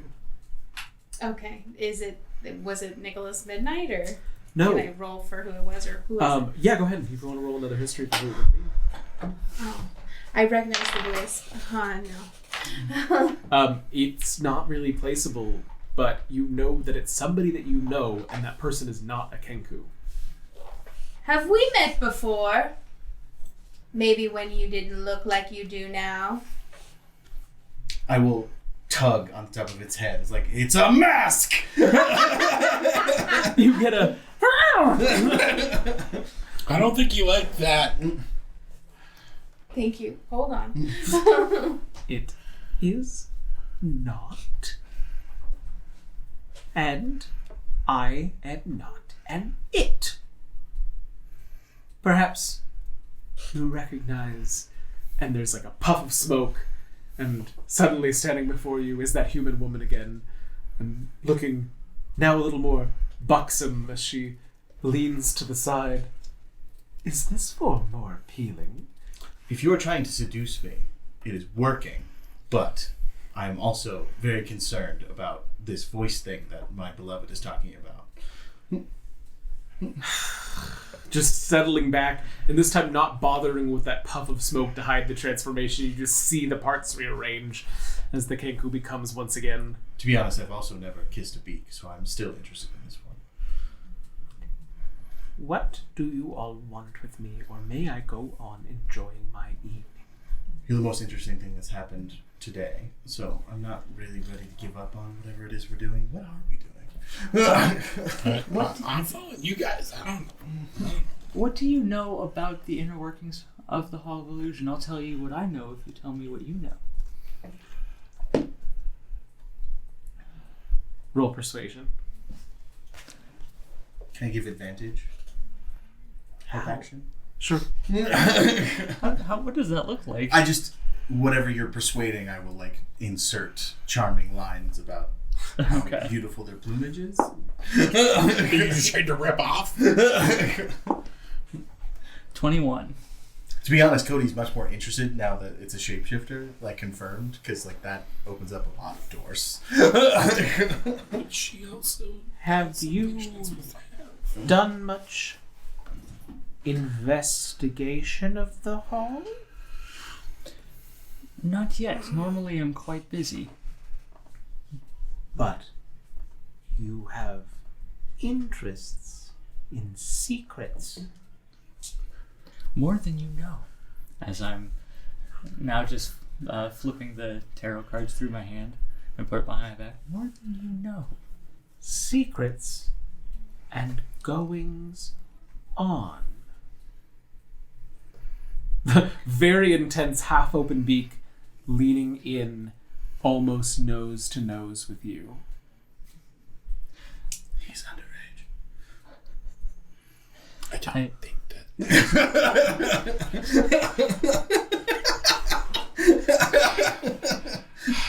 Is that all he thinks about? Are you looking for it too? You're gonna have to be more specific with what it is. There's a lot of it's, both here, far, and beyond. But I think so. Come. What? Come. Okay. Okay. Snail racing? Holds up a ticket back to the pixie. We were going to do this. Punches it, and the Kenku Like, makes bro, its make way up your mind. into the stands, and you are all able to get your seats. I take the pixie by the tiny hand. Lovely to see you again. And kiss it.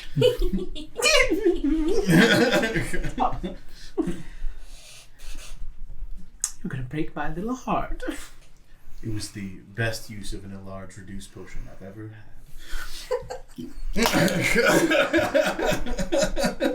Maybe you'll have to come to the Pixie Kingdom again sometime and bring your large friend. It was much too expensive for the experience I had, though. The potion, I mean. I have to take tickets. It turns back, clearly offended. She seemed to like you. Maybe bringing up money was not the right course of I action. was just saying, the session wasn't good enough for the cost of the potion. As you discuss, You're really bad at flirting. No, I'm actually quite good. in the air, He was already successful. in the air around you, the happy tune of the calliope hits a discordant note and slows down slightly as the mood of the carnival shifts. minutes. Is another hour passed, or was that It has not been was another hour. paired with an hour? Is that normal, or is it weird that the calliope music is changing? You know that the calliope often seems to reflect the mood of the crowd goers. It both feeds from them and feeds to them. Interesting. So we would know that that's maybe a bad thing. Earlier, it increased, and now it decreased. So, Can I? if it's an indicator of emotion, this is a lesser emotion than before. But if you look on the map, I'm using trackers to show where the mood is and where the time is. So you can see here is the tracker for the mood, and here is the tracker for the time. Is there a large depiction? Is there a large group of children anywhere nearby? There's several, almost all around, and you can see that there is a fairly large group waiting to get into the Pixie Kingdom, all waiting for their enlarge reduce potions so that they can join in a pixie tea party and fly about with them. Can I turn to Solstice and be like, do you mind? No. And then we'll go into a cheerleader pose where she holds me high up, and I will turn to the children gathered and be like, did anyone lose anything? Roll a performance check. Would it be acrobatics or performance? I could do both. I would say a performance. Well, what are you trying to do? 19. I was going to open my jacket and have a bunch of butterflies fly out as if they'd lost their butterflies. That was my plan. You get their attention, and they all look up, rapt at this feat ahead as you stand on one of Solstice's hands with your arms crossed.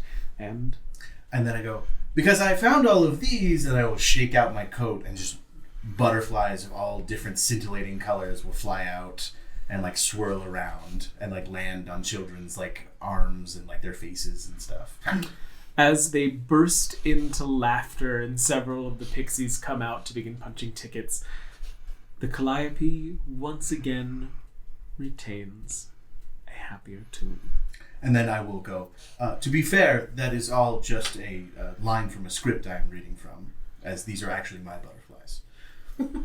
And you get a few more little chuckles at that. They don't really seem to understand what you mean, but the butterflies, float off of them and sort of go Some around. of them turn the into sky. other things. Yes. And the Kenku at the gate Beautiful, my love. is standing on the other side, tapping its foot impatiently. Are we supposed to go talk to her? Oh, I will, Yes. kind of front flip down to the ground, go, if you are going to rush me, I will be very, very moody. Are you in a hurry? I mean, we did just take them away from what they were doing, right? Our interest do not align. Then perhaps this meeting need not occur. Our interests align, I promise. There's no way of knowing that for sure. We don't know what their interests are. And then I just kind of gesture. She goes and takes a seat amongst the crowd with space enough for all of you. I will sit kind of off because it sounds like we're going to have a boring conversation and lean and kind of watch the snail races and turn to Persimmon look, that's what was the name? Little Gunner. That's Little Gunner. That's Little Gunner. Would they all look the same? How dare you? Little Gunner has clearly a pattern to the show. Look, if you look at it, it looks like tiger stripes, but only if you really look at it for a while. Above the circular course, a wooden gantry hangs above the branches of a central tree where two goblins officiate the proceedings as you hear them begin to announce the lineups. Representing pink, we have Shalamoo! And you see them going down the list. Blue, Nimblefoot, purple, High Road, green, Little Gunner. Little Gunner. So if you just said it was the green one, I would have gotten it. I so But the badly, tiger stripes. so badly wanted the announcers to called one not too? say Little Gunner, so that when Cody's like, They don't go by their real names. They go by their stage names. As they Complicated. As they are beginning to announce it, you see pixies beginning to take their place on saddles atop each of the snails. Them. So how big are the snails? Is there a picture of them? Because There pixies is. are like the size of cats, right? So like they must be rather large snails. Can I ride? They're giant snails. Can I This ride is one? roughly what you are looking at. Wow, they are giant. Oh my god. Can I ride one? That Make is it going to be bigger. Wizzy and Breakneck in the front right there. Wizzy. Oh yeah, click on the magnifying glass. There we go. Just fill the whole image with Beautiful. Snail. Oh my god, I want one so bad. As they begin to announce, as you all may know, Breakneck is the favorite, but Little Gunner seems to be bringing us surprise comebacks. I neigh. The crowd roars as each of them go into place, and you see a chant start for Breakneck in one half of the arena, and a chant for Queen's Majesty in the other, with no one seeming to becry Little Gunner. I will be offended and be like, what is wrong with all of you? Little Gunner! The announcer just said that Little Gunner is important. You see two people next to you kind of talk to each other and hear what you're saying and start up the chant for Little Gunner, Little Gunner. And then I will tell them, you should have done that from the beginning. All right. They begin the race as one of the goblins waves a flag and fireworks shoot out, and all of the snails push forward. They seem to be building up speed as they lay down a trail of slime, getting quicker and quicker until it does become beyond a running pace for an adult humanoid. Several snails congregate on my shoulders with their eyes in rapt attention. But small, much, much smaller. All right. As the first round completes, it looks like, at a surprise, Queen's Majesty is ahead with Little Gunner right behind. Coming into the second lap, picking up speed, getting ever faster, no surprise occurs that as you cheer, the Kenku leans over. Well, now that the sounds are covered, why To be clear, Gunner is still yelling at the top of his lungs, so he is not hearing any of this. what are you investigating?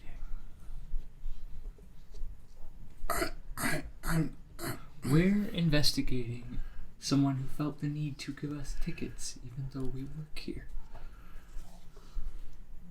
Free tickets. Mm-hmm.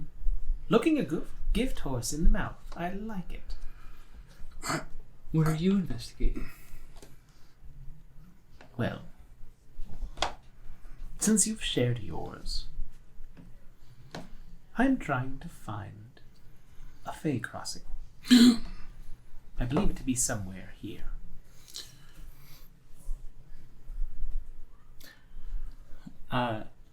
Cade kind of looks up, observes the races for a moment, lets out a woo, turns back to get back into the conversation, and there's no Fey crossing here. You see the Kenku sort of fold and sit back, beginning to retract. Yes, there is. I have heard a rumor that there is one. You know of this. That's why I'm here. Oh. Oh my god. Persimmons, we hadn't gone over why you were here. We thought you were here just for the carnival. Well, I have a ticket to the carnival, but I have a ticket because I'm here to try to find the crossing. Oh. Well, that seems to be my fault then. We didn't ask before what... Woo! What your... Queen's Majesty, your mother was a slimy whore! I guess it must be true. If he can say it, I mean, so she was a whore. I don't even want to begin to know how he knows To be that. honest, like, he says anything he believes to be true.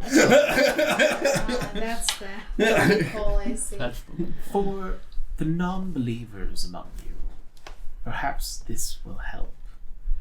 And the Kenku suddenly changes its voice entirely. Someone is going to find out about this. They'll shut us down, as the voice of Mr. Witch emanates from its throat. Whoa. And hearing Mr. Witch's voice, Cody will turn and be like, "Sir?" As it replies to itself, we agreed to this pact. Our hands were forced, but our eyes were open. We let the Hourglass Coven take what it wants, and in return, we stay in business. This is what you want, right? In the voice of Mr. Light. And that is where we will end tonight. Thank you so much for tuning in. We're going to take a brief break here to do an after party, and we'll be back with another episode of Wild Beyond the Witchlight, a 2 for tonight on stream. And thank you so much to all of you that joined us this evening, and all of you. I know we had a few folks that gifted subscriptions, so thank you to Not Just Okay Chris for doing that in the chat here. And Tigru for following us. Thank you. Yeah, thank you to Tigru as well. We appreciate having you guys along board. For anybody new to the stream, these go up on YouTube every Tuesday, and we stream every Monday, and we'll keep you up to date as that schedule changes over time. And if you're watching this on YouTube, thank you for sticking it out through the whole video. We interact with Twitch as we stream live, but you're watching this on YouTube, so just kind of ignore that. Yeah, feel free to comment just like you would on Twitch in the YouTube comments, and then we'll see it and respond as if it's live. We're freakishly responsive on YouTube, I have noticed. Fingers crossed. And thank you especially to all of our patrons. Sparky, Dossievid, Daniel, Scott, Rio's mom, Alistair, Sean, Rockelman, and Johnny Mac. Thank you so much for helping us to get all of this put together and to make the stream every week. And with that, we will come up with a tagline. Eventually. Cast.